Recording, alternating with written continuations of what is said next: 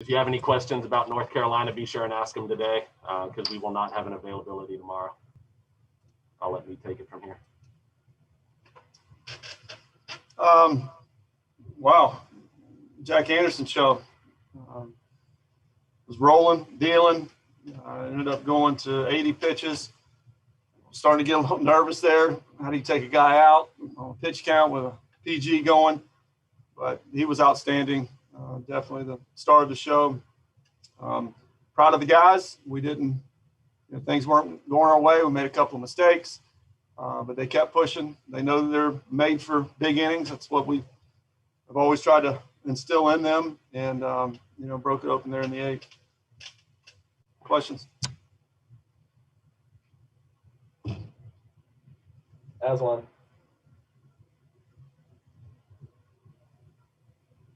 Let Jack know I apologize. I was talking to my buddies and saying that he had a perfect game. So I feel like I'm the one that ruined it for him. But with the way that Elijah's playing, and I keep joking, but I'm being a little bit serious. Are you going to try to maybe encourage Robbie to cut his hair too? What's it mean to see an Elijah kind of come on here lately? Yeah, it's special. That guy is so talented. It's power and speed is real, and he can throw and he can defend. He can do everything. And Tyler Martin's already cut his hair, so once Elijah got it going, maybe some of these mullets will go away. But Robbie's got a bad one too. That's a good point. That's when I may try to get him to get rid of that. But also, if you were talking about a perfect game late, not good on you. Go to Brett. Just have you ever seen Jack that locked in, and just what was working so well for him tonight? I haven't.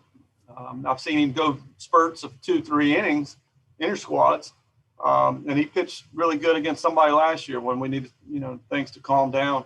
But you're right, he was absolutely locked in. He didn't miss spots. He changed speeds. He pitched inside. He did everything that you have to do to be successful. And those guys are good. They've had some COVID. They've had injuries. They've been playing real good ball of late, and they're constantly in the regional tournament. Wouldn't be surprised at all if they're in there again. They're top, I think, 60, 70 RPI, something like that. Antoine? Yeah, what went into the decision to go ahead and take Jack out? Was it just the home run? Strictly the pitch count. We hadn't stretched him out to, I think we had gotten him up to 55, 60 maybe. And that was, as soon as it happened, me and Jimmy got our wires crossed because as soon as something happened, a base hit was occurring, I wanted him out of the game. And he didn't. He just had them tossing. They weren't ready. So that's why I had to wait a few pitches. Jim? It looks like Meter looks like you might have to have those starting pitchers really be on their toes because there's getting some competition there with Montgomery and Anderson and some of the other guys, the way they're pitching. Absolutely, Jim. That's what we were so encouraged by in spring training and fall and spring training is it makes guys better, whether you want it or not. You're like, shoot, man, I better get it going here. This guy's pitching well. This guy's pitching well. And competition, rules the world, and true competitors run the world, and that's real. And there's a lot of guys that are, fighting for spots. Aswan? You talk about the immense tools and skills that Elijah has, but it hasn't been easy. You just haven't put him out there and had him instantly succeed. I mean, the fact that he's kind of had to overcome and face adversity, just, he's not through the woods yet. I don't think you would say, but just how satisfying is it to see him kind of respond the way he has? Yeah, I told you guys that he was as good a teammate during that rough patch where, we got to where we had to sit him down. And again, he was top of the dugout, into the ball game, encouraging, picking up stuff from pitchers. He's growing up. They're all growing up. And, a year older is a year wiser and a year better. And I think it's taking a step back and kind of slowing things down a lot of times helps. You don't want it to be that way, but we're in a sprint. If we were, 16-2 or whatever else, and I'd probably leave him out, but we had to get going. And, I'm just thrilled that he's back to himself. Antoine? How important was it to schedule this game midweek, especially coming off the 2-game losing streak and also the game before the game against Carolina? Well, you're right, Antoine, for the arms. Those guys have got to keep going, and they've got to, stay fresh, stay sharp.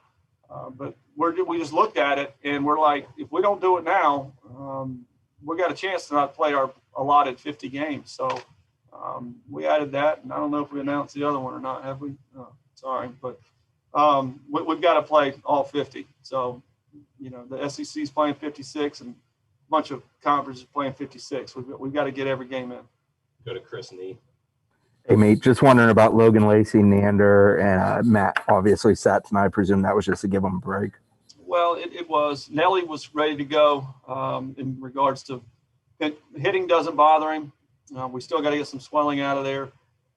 In these next 2 days, we feel like he'll be okay this weekend. But the other two it's hard to really say. With Neander being the furthest back, those obliques are a real pain, and you can set them right back to square one, and they're out for another month. So we'll take it, slow and careful with them. Has one.